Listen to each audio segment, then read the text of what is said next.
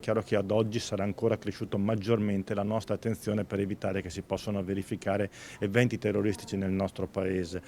Chiaramente questo abbiamo tutta la parte dell'intelligence e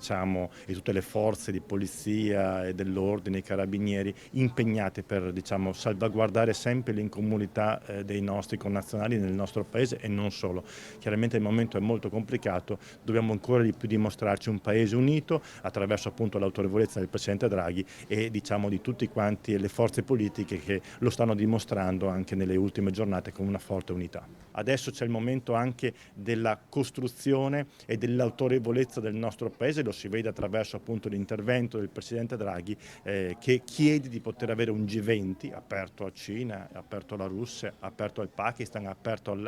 all'India, ai soggetti internazionali che sono più vicini a quel territorio, in modo tale da poter avere anche un'autorevolezza europea attraverso l'Italia per permettere la risoluzione della problematica dell'Afghanistan sul lungo periodo, anche perché chiaramente a noi tutti quanti sta a cuore il futuro delle donne afghane, che è di fatto il grande problema delle donne e dei bambini afghani.